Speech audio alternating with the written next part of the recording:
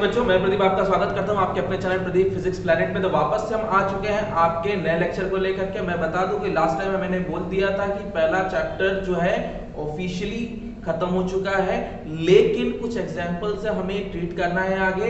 और मैं बता दूं कि स्टार्टिंग के कुछ एक दो ऐसे लेक्चर भी हैं जिन्होंने कुछ टॉपिक को कवर नहीं किया होगा, उसके वीडियोस मैं जल्दी अपलोड कर दूंगा, don't worry about it. But systematically अगर मैं चलूं तो यहाँ पर लास्ट टॉपिक मैंने खत्म कर दिया था। आज हम लोग कुछ एनसीईआरटी के एग्जांपल्स डील करेंगे। मैं बता दूं कि एनसीईआरटी एग्जांपल बहुत इंपॉर्टेंट है, मतलब एनसीईआरटी के एक्सरसाइज आपको करने हैं और एनसीईआरटी हमारा बेसिक सा डायरेक्शन है जिसको हमें फॉलो करना है, उसी को करेंगे। और बता दूं कि कुछ एग्जाम्पल तो मैंने कराई दिए थे जो कि एनसीईआरटी के थे, लेकिन कुछ ऐसे एग्जाम्पल अभी भी है एक्सरसाइज में पड़े हैं जो कि आप नहीं लगा पा रहे हैं, उसको आज हम डील करने वाले हैं। तो आइए फटाफट से उस क्वेश्चंस को डील करेंगे ताकि इस लेक्चर के थ्रू हम उन क्वेश्चन को खत्म कर दें। आइए फटाफट से क्वेश्चन देखते हैं। तो ये पहला जो क्वेश्चन हमारे लिए है वो तीसरा है, जो कि एनसीईआरटी का तीसरा क्वेश्चन होने वाला है। तो एक्चुअली है ये क्या क्वेश्चन? काफी लोगों को ये क्वेश्चन समझने में दिक्कत आ रही है कि ये पूछ क्या रहा है, पहले ये तो समझ में आए। तो आइए पहले क्वेश्चन देखते हैं। जांच द्वारा सुनिश्चित कीजिए कि ke²/g_me_mp विमाहीन है। पहले तो डायमेंशन आपको पता ही होगा, बताना है कि डायमेंशन लेस है, वो हम देखेंगे अभी, राइट। तथा बताइए कि ये क्या बताता है। ओके फाइन, ये है क्या, एक्चुअली इसको क्या रिप्रेजेंट करने के लिए इस्तेमाल किया जाता है। तो आइए फटाफट से देखते हैं कि एक्चुअली ये है क्या। आइए तो डील करने के लिए सबसे पहले तो ये पता होना चाहिए कि के क्या है। तो के अपना नॉर्मल जो चीजें आप जानते हो, इसको हम लोग कहते हैं कूलाम नियतांक, राइट। कूलाम नियतांक, तो कूलाम नियतांक हम लोग जानते हैं, और कूलाम नियतांक का जो डायमेंशन है वो भी आपको पता होना चाहिए, मात्रक पता होना चाहिए, ठीक है। अगर मात्रक पता होगा तभी तो आप इसका डायमेंशन सपोज कर पाएंगे, राइट। तो आइए पहले इसका मैं आपको मात्रक बता दूं। इसका मात्रक बच्चों होता है newton metre square per coulomb square, right. Newton metre square per coulomb square, ये है किसका? कूलाम नियतांक का, राइट। और यहां पर मैं ई स्क्वायर के बारे में बात करूं तो ई स्क्वायर में ई बेसिकली हमारा टारगेट है। ई कौन है? इलेक्ट्रॉन है, सिंपल इलेक्ट्रॉन। तो चलिए ई के बारे में पहले बात कर लेते हैं। तो ये इलेक्ट्रॉन का चार्ज है, ठीक है, इलेक्ट्रॉन का चार्ज। और इलेक्ट्रॉन का चार्ज तो पता है आपको, बट मुझे इलेक्ट्रॉन के चार्ज से मतलब नहीं, मुझे इसकी चाहिए यूनिट, राइट। इसकी यूनिट होती है कूलाम, कूलाम, ठीक है, इसको कूलाम ही कहते हैं। आपको बहुत अच्छे से पता, कूलाम कोई और नहीं, इसके इन्वेंटर है। इसके बाद मैं चलूंगा जी पर, और जी कोई और नहीं, जी आपका यूनिवर्सल कांस्टेंट है, सार्वत्रिक नियतांक इसको कहते हैं। तो जी की वैल्यू आपको बहुत अच्छे से याद होगी, बट मुझे उसकी वैल्यू नहीं चाहिए, मुझे चाहिए इसका यूनिट, राइट। तो इसका यूनिट बच्चों क्या होता है? इसका यूनिट न्यूटन मीटर स्क्वायर पर केजी स्क्वायर होता है बच्चों, केजी स्क्वायर, राइट। यहाँ पर ये कहां से आया? ये आया है आपके न्यूटन के सार्वत्रिक गुरुत्वाकर्षण नियम से। इसके बाद आता है एमई जो कि द्रव्यमान है इलेक्ट्रॉन का, और एमपी कौन है? ये द्रव्यमान है किसका? प्रोटॉन का, राइट। तो ये mass of electron, mass of proton. तो इलेक्ट्रॉन का द्रव्यमान और प्रोटॉन का द्रव्यमान, मास, राइट। ये कहानी हो गई। इसका यूनिट क्या होगा? तो द्रव्यमान का यूनिट क्या होता है? किलोग्राम, और इसका भी क्या होगा? Kilogram, right. तो ये हो गया आपका यूनिट। अब फटाफट से उसको हम रख करके चेक करेंगे कि ये डायमेंशन लेस है कि नहीं है, दिखाना भी तो है। आइए फटाफट रखते हैं। Newton metre square per coulomb square into E square, मतलब कूलाम का स्क्वायर दो बारी कूलाम है। नीचे आ जाइए, इसको क्या लिखोगे? न्यूटन मीटर स्क्वायर, देखिए, पर कूलाम स्क्वायर इनटू यहाँ पे किलोग्राम, राइट। अब ये ध्यान दीजिएगा, इसका वैल्यू अलग होता है, इसकी वैल्यू अलग होती है, इलेक्ट्रॉन का द्रव्यमान अलग होता है, प्रोटॉन का अलग होता है, लेकिन यूनिट तो सेम होती है, राइट। तो यहाँ पर आपने कैंसिल कर लिया, यहाँ पर इसको कैंसिल कर दिया, दोनों, ये वाला टर्म ये कैंसिल हुआ, ये दोनों टर्म कैंसिल हुआ, तो ये क्या आ गया? मात्रकहीन आ गया ना। अब जो मात्रकहीन होती है वो विमाहीन भी तो होती है, राइट। तो विमाहीन भी हो गई और मात्रकहीन भी हो गई, तो आप बता देंगे कि अतः ये मात्रकहीन और विमाहीन है, राइट। बट इसकी वैल्यू जो है वो 0 नहीं आती है, 1 नहीं आती है। मैं बता दूं, वैसे भी डिवीजन की हो तो 0 तो वैसे भी नहीं आना है, तो जो भी वैल्यू आएगी आपको करना पड़ेगा इसको, लेकिन आपको इस क्वेश्चन में नहीं करना है, डोंट वरी। ओके, अब थोड़ा समझने की कोशिश करते हैं आया कैसे। तो थोड़ा समझने के लिए आइए समझने की कोशिश करें पहले कि एफ ई का मतलब क्या होता है। एफ ई का मतलब, तो एफ ई का मतलब होता है कूलम्ब का फोर्स, मतलब कूलम्बिक बल कहते हैं। ये कितना होता है, के मतलब ये कूलम्बिक नियतांक, ये होता है Q1 Q2, right. Q1 Q2, यहाँ पे इलेक्ट्रॉन के बारे में बात हो रही है तो E इंटू ई लिख सकते हैं क्या। दो इलेक्ट्रॉन है, दोनों इलेक्ट्रॉन है अगर तो, लेकिन यहाँ पे क्या लिया गया, एक इलेक्ट्रॉन एक प्रोटॉन है। मैं बदल दूं इसको, हालांकि मैं बता दूं कि इलेक्ट्रॉन और प्रोटॉन दोनों का चार्ज सेम ही होता है, राइट। तो इलेक्ट्रॉन और इलेक्ट्रॉन लिखने से कोई दिक्कत नहीं है वैसे मुझे। आगे बढ़े, नीचे क्या लिखते, दो इलेक्ट्रॉन मतलब कण है, दो कण जिनके इलेक्ट्रॉन और प्रोटॉन के बीच की जो दूरी है वो मान लीजिए स्मॉल r है। तो इसको हम लिख सकते हैं F इज इक्वल टू के E इंटू ई, जो कि एक इलेक्ट्रॉन का चार्ज है, प्रोटॉन का चार्ज है, नीचे उसकी दूरी है। इसी तरीके से अगर मैं गुरुत्वीय बल लिखूं तो गुरुत्वीय बल को क्या लिखते हैं, G Me एक इलेक्ट्रॉन है, दूसरा Mp एक प्रोटॉन है, राइट। तो एक इलेक्ट्रॉन एक प्रोटॉन है, ठीक है, ये प्रोटॉन हो गया, प्लस होता है इस पर, और इनके बीच के जो भी डिस्टेंस है वो स्मॉल r। तो यहाँ पे आपने Fg की वैल्यू जो है, अच्छा डिस्टेंस भी तो लिखना है बच्चों, यहाँ पे डिस्टेंस लिख लीजिए। दोनों को नाम दे दीजिए, equation number 1 equation number 2, right. अब इक्वेशन 1 और इक्वेशन 2 को क्या करना है, डिवाइड करना है। लीजिए डिवाइड कर दिया, Fg अपॉन आपका क्या हो जाएगा, एक सेकंड, ये आपका पहले है Fe और नीचे लिख दीजिए Fg। दोनों को डिवाइड करिए, क्या क्या कैंसिल होगा, of course r square cancel हो जाएगा, तो k e स्क्वायर बटे में g me mp, राइट। तो ये हो गया आपका वैल्यू। अब मुझे बताइए कि k की वैल्यू क्या होती है, तो k की वैल्यू होती है आपकी 9 into 10 to the power 9, e की value 1.6 into 10 to the power -19। दोनों पे वैल्यू सेम ही होती है, नेचर अलग अलग होता है भले। यहाँ g की वैल्यू कितनी होती है 6.67 इंटू 10 टू द पावर -11, और me की वैल्यू कितनी होती है, mass of electron 9.1 into 10 power -31, और यहाँ पर आगे आइए ये कितना हो जाएगा, तो 1.6 पहले तो प्रोटॉन का मास 1.6 इंटू 10 टू द पावर -27। थोड़ा समझने की कोशिश करिएगा, ऊपर -19 इंटू 2 मतलब -38, इसमें 9 आपने ऐड किया, माइनस के साथ ऐड करेंगे तो सब्सट्रैक्ट ही होना है। तो ऊपर का जो ऑर्डर आएगा वो -19 इंटू 2 आपने करना है, इसको सॉल्व ऐड करना है, तो वैल्यू जो भी आएगी वो 29 आएगी माइनस में। नीचे देखिए माइनस माइनस माइनस, ये लगभग लगभग आप ऐड करने वाले हो, तो ये आएगा 38 और इसमें ऐड करोगे तो ये आएगा -69, राइट। तो इसको आपने सॉल्व करना है और आप इसको पाओगे कि नीचे की नेगेटिव वैल्यू जो है वो बहुत ज्यादा आएगी, आप इसको सॉल्व करोगे, राइट। तो 10 to the power 9 into 1.6 into 10 to the power -38, नीचे क्या लिखना होगा 6.67 into 9.1 into 1.6 into 10 to the power -68, right. तो ये वैल्यू नीचे की काफी छोटी हो गई और ऊपर की वैल्यू काफी बड़ी हो गई। तो इससे ये बात तो पता चल गया कि Fe जो है वो बड़ा है किससे, Fg से। कितना बड़ा है, तो इसको आपको डिवाइड कर लेना है बच्चों, ये कर लेंगे आप, और इससे ये पता चला। तो अब आपसे कोई पूछता है कि ये क्या बताता है, तो आप कहोगे यह निर्धारित करता है कि इलेक्ट्रिक फोर्स दो चार्ज पार्टिकल के बीच में, मतलब इलेक्ट्रॉन प्रोटॉन के बीच में हमेशा बड़ा होता है उनके बीच में लगने वाले गुरुत्व बल से या गुरुत्वाकर्षण बल से, राइट। बात समझ में आ गई। आइए अगला क्वेश्चन देखते हैं। हाँ तो बच्चों हमारे पास ये दूसरा क्वेश्चन है। ये दूसरा क्वेश्चन आपके एनसीईआरटी का 14 नंबर क्वेश्चन है और इस क्वेश्चन को लेकर के भी काफी डाउट फंसे हुए हैं। आइए इसको थोड़ा देखने की कोशिश करें कि क्वेश्चन डील कैसे करते हैं। अच्छा, आपको याद होगा बच्चों कि ये क्वेश्चन एक्चुअली हम लोगों ने भले न देखा हो लेकिन टॉपिक देख रखा है। टॉपिक क्या था, आइए पहले टॉपिक समझने से पहले क्वेश्चन देखते हैं। किस आवेशित कण का विशिष्ट आवेश का मान अधिक है। मान लीजिए कि ये एक समान वैद्युत क्षेत्र है जो कि आपने पहले देख रखा हुआ है।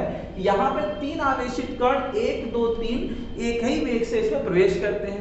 आप देखते क्या हो कि ये 2 कण ऊपर की ओर गया है, 1 कण नीचे की ओर गया है। देख के बताना है कि किस कण का Q/m का मान अधिक है। Q/m का मतलब होता है आपका विशिष्ट आवेश, राइट। तो आपको बताना है किसका अधिक है। आइए चेक करते हैं किसका अधिक है। लेकिन उससे पहले थोड़ा आपको याद दिला दूं मैं कि आप लोग इससे पहले y इज इक्वल टू पढ़ रखे हैं Q इंटू ई upon 2mv² into x square या एल स्क्वायर, राइट। इसको हमने लास्ट टाइम एक्स स्क्वायर या एल स्क्वायर से पढ़ा था, याद कर लीजिए। ये मैंने यहाँ पे लिख दिया है, इसको एल स्क्वायर लिखिए चाहे एक्स स्क्वायर। एक्चुअली ये एल क्या था, इस प्लेट की लंबाई जो कि तीनों कड़ों के लिए सेम ही है। इसका मतलब ये है कि देखिए इसमें क्यू भी है और एम भी है, सब कुछ है। और ये वाई क्या होता है बच्चों, तो वाई आपका विक्षेप था जो बेंट हो रहा था, कि कितना बेंट होना चाहिए, तो ये वाई वही डिफ्लेक्शन है, राइट। तो हम जानते हैं क्या जानते हैं हम बहुत कुछ जानते हैं। हम क्या जानते हैं कि y इज इक्वल टू होता है q इंटू ई, ये q इंटू ई 2mv² इंटू एल स्क्वायर, और एल कुछ और नहीं इस प्लेट की लंबाई ही तो है, राइट। तो हम ये हल कर रहे हैं, थोड़ा ध्यान दीजिएगा, ऐसा ही लिखना है। तो आपको बहुत अच्छे से पता है दोनों के प्लेटों की लंबाई, मतलब तीनों के लिए प्लेटों की लंबाई दोनों प्लेट की एल ही है। चार्ज अलग हो सकता है, इलेक्ट्रिक फील्ड सेम ही है, मास हमें अलग मिल सकता है, कोई दिक्कत नहीं है, लेकिन वेलोसिटी सेम ही है, दो तो कांस्टेंट होता ही है। तो यहां से q/m निकालना है ना, तो बाकी सारे टर्म को इधर ले जाइए, 2 इधर गया y के पास, राइट, 2 इधर गया y के पास, और कौन जाएगा v² भी तो जाएगा बच्चों, तो v² भी आपका आ गया इसके साथ, राइट। और नीचे आएगा आपका l², और कौन आ गया e। इसमें कौन कौन कांस्टेंट है, देखिए 2 कांस्टेंट है, v कांस्टेंट है, e कांस्टेंट है, और l जो है वो कांस्टेंट है। कैसे पता, क्योंकि ये सेमी वेग से प्रवेश कर रहा है, एक ही प्लेट यहाँ पे सब तीनों के लिए है, इलेक्ट्रिक फील्ड तो कांस्टेंट बता ही रखा है। इसका मतलब ये कह सकते हैं क्या कि q/m जो है वो निर्भर करता है किस पर, y पर, ऐसा कह सकते हैं, क्योंकि कांस्टेंट टर्म को अनुक्रमानुपाती में हम समाहित कर सकते हैं, इंक्लूड कर सकते हैं। तो बदल क्या रहा है, अलग अलग कण के लिए विक्षेप अलग अलग है, इसका मतलब विक्षेप डिपेंड करता है q/m पर, तो जैसा विक्षेप वैसा q/m, राइट। तो यहाँ पर इस तरीके से हम इस निष्कर्ष पर पहुंचे।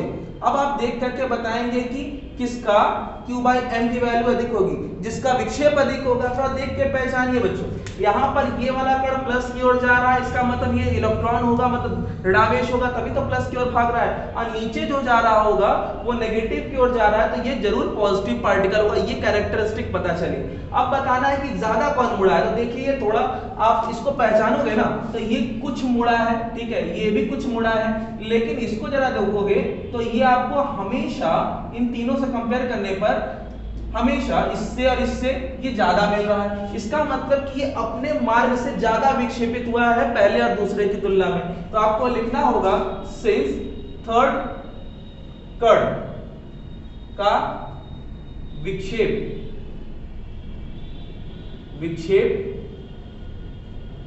अधिक है,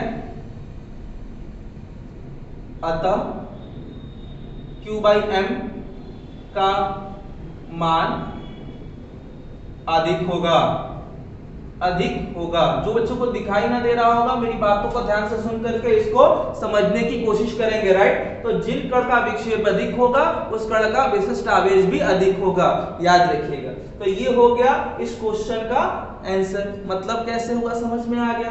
आइए अगला क्वेश्चन देखते हैं, और ये एक और क्वेश्चन है जो कि आपको थोड़ा परेशान कर रहा होगा। आइए थोड़ा समझने की कोशिश करें। मिलिकन कौन है, तो मिलिकन वही है जिन्होंने विशिष्ट आवेश का मान दिया था, और इन्होंने ही इलेक्ट्रॉन का मास भी बताया था, मतलब द्रव्यमान भी इन्होंने ही बताया था। मिलिकन ने एक्चुअली क्या किया था मैं बता दूं, उन्होंने एक यूनिफॉर्म इलेक्ट्रिक फील्ड ले लिया था, और एक समान वैद्युत क्षेत्र लेकर के इसमें कोई आवेशित तेल की बूंद छोड़ दी। अच्छा, कोई भी बूंद आपको पता है ना कैसी होती है, तो बूंद आपको दिखती ऐसी है, लेकिन एक्चुअली वो बूंद ये गोल होती है, बूंद को गोल माना जाता है, पृष्ठतनाव की वजह से गोल होती है, राइट। अब वो ग्रेविटी की वजह से इस तरीके का शेप बना लेती है, क्योंकि इसका ग्रेविटी सेट ऑफ ग्रेविटी नीचे पुल होता है, इसलिए इसका ऐसा दिखता है, लेकिन होता वो गोल है, राइट। तो यहाँ पर ये इलेक्ट्रिक फील्ड हमने ऊपर दिखा रखा है, और ये बूंद जो है हवा में लटक गई। क्यों लटक गई, क्योंकि बूंद से यहाँ पर इस बूंद से 12 इलेक्ट्रॉन ट्रांसफर हुए।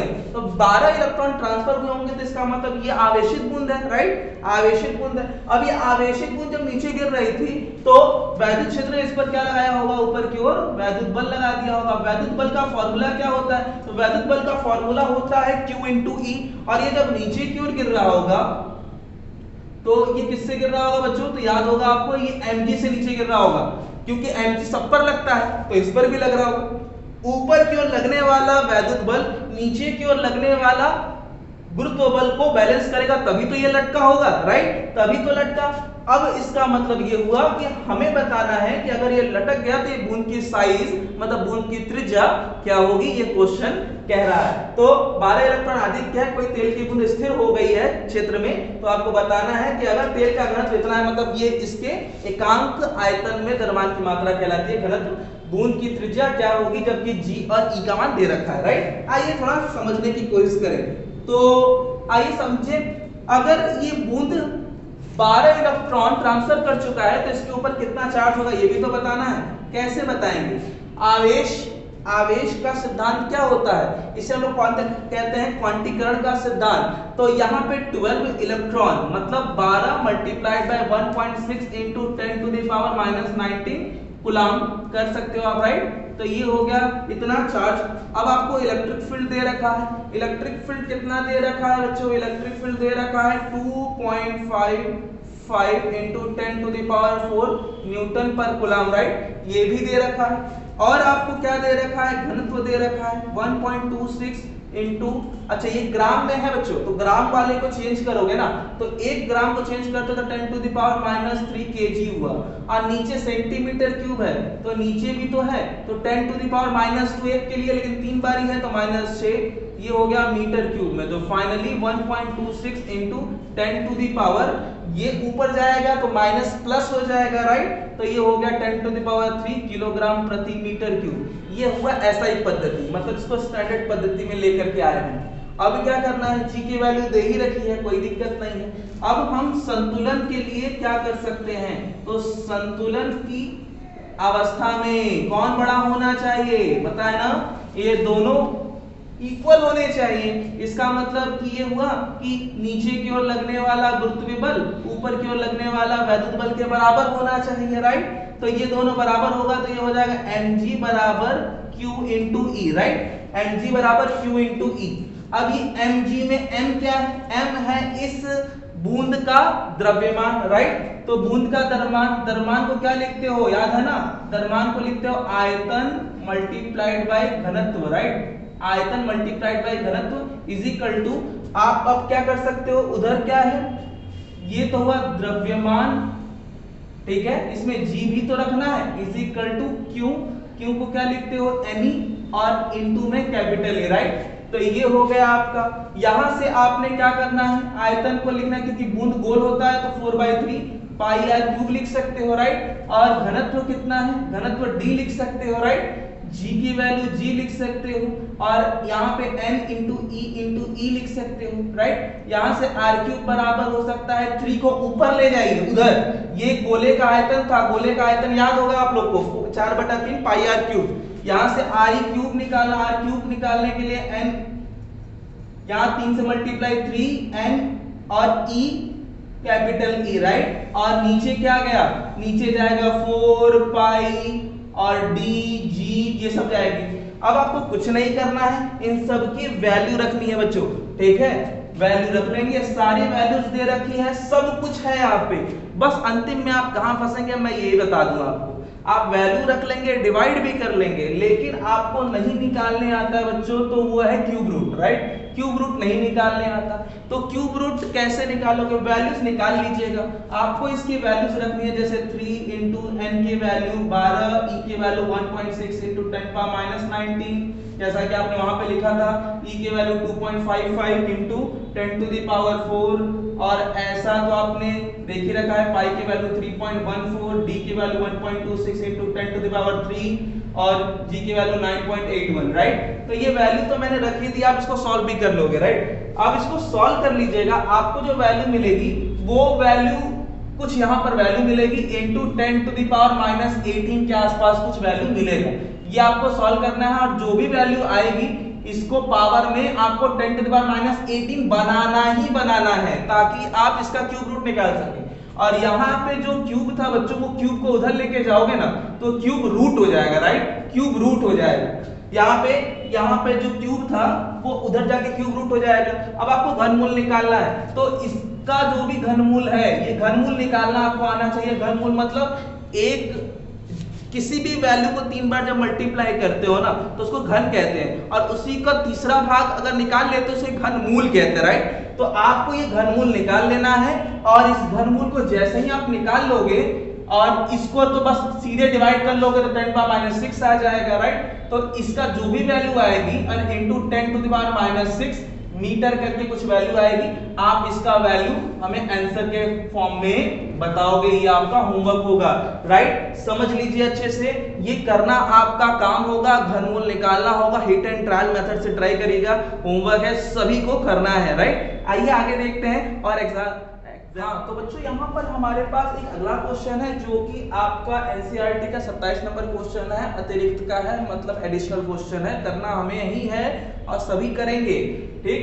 तो किसी दिक स्थान में वैद्युत क्षेत्र प्लस z अक्ष की दिशा में है परंतु नियत नहीं है, जिसका मान 10⁵ न्यूटन प्रति कूलम की दर से बढ़ रहा है, मतलब बदल रहा है, कांस्टेंट नहीं है। वह निकाय जिसका द्विध्रुव आघूर्ण 10⁻⁷ कूलम मीटर है, माइनस z अक्ष के अनुदिश है, तब इस पर कितना बल और बल आघूर्ण कार्य करेगा, ये आपको बताना है।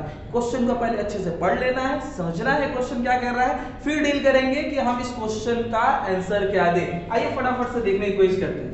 तो यहाँ पे मान लीजिए बच्चों कि ये है z अक्ष की दिशा, राइट। मान लेते हैं, कहीं भी मान सकते हो आप, ऐसा कुछ है कि नहीं z अक्ष आप यही मानोगे, तो मान लेते हैं कि ये z अक्ष की दिशा है, ये प्लस एक्सिस है और ये माइनस z एक्सिस है, राइट। और यहीं पर इसका कोई मूल बिंदु होगा जिस पर y और x पड़ा हुआ है, राइट। किसी भी दिशा में आप मान सकते हो z, x और y। अब ये आप डिसाइड कर लीजिए, यहाँ पर इलेक्ट्रिक फील्ड की दिशा क्या है, तो ये इलेक्ट्रिक फील्ड की दिशा है, ये वैद्युत क्षेत्र की दिशा है जो कि क्या है, वेरिएबल है, मतलब बदल रहा है, कोई इश्यू नहीं है। और इसका वेरिएबल रेट क्या है, 10⁵ न्यूटन प्रति कूलम की दर से इधर बदल रहा है, ठीक है, पर मीटर की दर से। अब यहाँ पर कोई डाइपोल रखा हुआ है, और डाइपोल कहा जा रहा है कि कुछ इस तरीके से रखा हुआ है कि ये नेगेटिव एक्स एक्सिस में अलाइंड है, नेगेटिव z एक्सिस। तो नेगेटिव z एक्सिस का मतलब कि ये माइनस से प्लस होता है, राइट। तो माइनस इधर दे दीजिए, प्लस इधर दे दीजिए, और ये कुछ इस तरीके से अलाइंड है, और इसका डाइपोल मोमेंट जो है माइनस से प्लस इधर दिखाना होगा, राइट। तो ये हो गया, और इसकी वैल्यू दे रखी है, इसका भी डाइपोल मोमेंट दे रखा है 10⁻⁷ कूलम मीटर, राइट। तो ये हो गया आपका इधर की ओर डाइपोल मोमेंट, और उधर की ओर हो गया इलेक्ट्रिक फील्ड वैद्युत क्षेत्र, राइट। आइए अब सॉल्व करना है कि कैसे करें। अगर इलेक्ट्रिक फील्ड यूनिफॉर्म था तो कोई पंगा नहीं था, आराम से कर लेते थे, लेकिन यहाँ पे इलेक्ट्रिक फील्ड यूनिफॉर्म नहीं है, कैसे करें। आइए थोड़ा सॉल्व करने की कोशिश करते हैं। तो हम जैसा कि जानते हैं कि किसी आवेशित कण पर बल लगता है, आवेशित कण अगर क्षेत्र में हो तो, और क्षेत्र कैसा भी हो, तो आवेशित कण पर बल। लेकिन बल का फॉर्मूला क्या होता है बच्चों, बल का फॉर्मूला होता है F = Q × E, राइट। ये होता है किसी सिंगल चार्ज पर। याद हो आपको कि हमने जब डाइपोल मोमेंट बताया था तो डाइपोल मोमेंट का फॉर्मूला बताया था P = Q × A। ये फॉर्मूला होता है Q × A। Q क्या है, चार्ज, और A क्या है, दोनों चार्ज के बीच की दूरी, ये भी बताया होगा। और मैंने ये करते समय 2L भी लिया था, 2L या 2A भी लिया था। ये 2L या 2A क्या है, तो मैं बता दूं कि ये दोनों चार्ज के बीच का डिस्टेंस और ये चार्ज है, तो ये चार्ज और उनके बीच की दूरी को हम डाइपोल मोमेंट कहते हैं, राइट। तो ये डाइपोल मोमेंट का आपका एक्सप्रेशन है। वो A जो है वो दूरी हो सकती है, वो दूरी आप किसी भी रूप में ले सकते हो, A के रूप में, 2L के रूप में, Z के रूप में, X के रूप में, Y के रूप में, किसी भी रूप में लिखे, लेकिन वो क्या कहलाएगा, डाइपोल मोमेंट कहलाएगा, राइट। तो द्विध्रुव आघूर्ण कहलाएगा। तो फिलहाल के लिए ये फॉर्मूला किसी एक चार्ज के लिए है, राइट। तो यहाँ पर अब मैं आपसे बोल रहा हूँ कि यहाँ वैद्युत क्षेत्र परिवर्ती है, तो आपको क्या मिलेगा, इस पर बल तो मिलेगा, राइट। तो हमें नेट बल निकालना है। एक काम करते हैं, वैद्युत क्षेत्र यूनिफॉर्म तो है नहीं, इसको परिवर्ती बनाने की कोशिश करते हैं। देखिए कैसे बनाएंगे, राइट, कैसे बनाते हैं। तो देखिए क्यू को हमने करा क्या, dz से मल्टीप्लाई कर दिया। dz क्या है, dz छोटी दूरी है जो कि वेरिएबल है, बदल रहा है दूरी। और एक काम करिए, और इलेक्ट्रिक फील्ड भी वेरी कर रहा है, तो dE लिख करके किसके साथ वेरी कर रहा है, dz के साथ। मतलब हमने क्या किया, dz मतलब दूरी dz, इसलिए क्योंकि x अक्ष z अक्ष की दिशा में है तो dz से मल्टीप्लाई dz से डिवाइड कर दिया। इससे होगा क्या, बैलेंस हो जाएगा। और जहां कि आपको पता है कि इलेक्ट्रिक फील्ड क्या है, आपका एक वेरिएबल फैक्टर है, तो ये एक वेरिएबल फैक्टर हमने यहाँ पे दिखा रखा है। तो dz से मल्टीप्लाई dz से डिवाइड और de आपका वेरिएबल फॉर्म है। तो ये पूरा आपका इलेक्ट्रिक फील्ड की प्रवणता हो गई, राइट। तो अब तो कोई दिक्कत नहीं है, इसको पहचान लो आप, ये कोई और नहीं, चार्ज और उनके वेरिएबल डिस्टेंस, मतलब ये डिस्टेंस है, तो चार्ज और डिस्टेंस का मल्टीप्लिकेशन कर देते हो, जो कि इस डायपोल को भी रिप्रेजेंट करेगा जो इस फील्ड में है। तो इससे हम क्या कह सकते हैं, तो इसको हम कह सकते हैं चार्ज इनटू डिस्टेंस को क्या कह सकते हैं, इसको कह सकते हैं डायपोल मोमेंट द्विध्रुव आघूर्ण। तो ये हो गया द्विध्रुव आघूर्ण, राइट। और ये क्या है, तो ये हो गया आपका dE बाय dz, राइट। तो ये आपका हो गया वैल्यू, क्योंकि आपको पता ही है कि अब आपको डायपोल मोमेंट की वैल्यू तो दिया गया है, तो 10⁻⁻7 लिख दीजिए। और इलेक्ट्रिक फील्ड वेरिएबल है कितने दर से, 10⁵ की दर से। अब आपने मल्टीप्लाई कर देना है 10⁻⁻2 न्यूटन, राइट। तो लीजिए सिंपल सा बल मिल गया आपको कि इस डायपोल पर कितना बल लगेगा। ओके, तो आइए अब दूसरे पार्ट की ओर चलते हैं। ये तो आपने पहला पार्ट सॉल्व किया। अब आपको क्या निकालना है, आपको निकालना है आघूर्ण, द्विध्रुव आघूर्ण नहीं, बल आघूर्ण निकालना है, राइट। तो बल आघूर्ण निकालना है टाउ। तो टाउ बराबर क्या होता है बच्चों, PE sin थीटा होता है, राइट, PE sin थीटा। तो ओके, आपको पता है कि P और E जो भी है, तो P की वैल्यू तो हमको पता है, E की वैल्यू भले वेरिएबल है, इसको भी हम डील कर लेंगे। लेकिन यहाँ पर क्या होता है, साइन थीटा, थीटा किसके किसके बीच का, P और E के बीच का। P इधर है और E इधर है, राइट। तो इनके बीच में एंगल कितना बनेगा, 180 डिग्री। और आपको पता है साइन 0 और साइन 180 डिग्री दोनों की वैल्यू क्या होती है, 0। तो इसका मतलब डायपोल पर कोई बल आघूर्ण कार्य नहीं करेगा। अगर डायपोल पर कोई बल आघूर्ण कार्य नहीं करेगा तो इसका मतलब डायपोल स्थायी होगा, ये घूमने वाला नहीं है, घूमने वाला नहीं है मतलब घूर्णन रूप से संतुलन में है, राइट। तो ये आपका डायपोल हो गया स्टेशनरी, मतलब रोटेशनल इक्विलिब्रियम में, घूर्णन संतुलन में है। ओके, तो ये हो गया आपका ये क्वेश्चन। आइए अगला क्वेश्चन। हाँ, तो बच्चों अब हम आ चुके हैं आपके इस एनसीईआरटी बुक के सबसे डाउटफुल और लास्ट क्वेश्चन की ओर। अब इस क्वेश्चन को हम लोग देखेंगे कि क्वेश्चन है क्या। अभी तक हमने ये सुना था कि किसी भी पदार्थ का जो सबसे छोटा कण है वो उसका परमाणु है, परमाणु के अंदर कौन है, उसके अंदर इलेक्ट्रॉन है, प्रोटॉन और न्यूट्रॉन है, राइट। तो इलेक्ट्रॉन, प्रोटॉन, न्यूट्रॉन से छोटा कोई नहीं। लेकिन क्वांटम की दुनिया क्या कहती है, क्वांटम एक अलग दुनिया है और इसमें हमें पता चला कि इसके अंदर भी पार्टिकल मौजूद है, इनसे भी छोटे पार्टिकल एग्जिस्ट करते हैं। वैसे मैं बता दूं कि ये हम लोगों ने खोजा कि प्रोटॉन और न्यूट्रॉन भी किसी न किसी छोटे कणों से मिलकर बने हुए हैं, और यहां तक इलेक्ट्रॉन जो है वो किसी से नहीं मिलकर बना, वो एक एलिमेंट्री मतलब मूल कण है।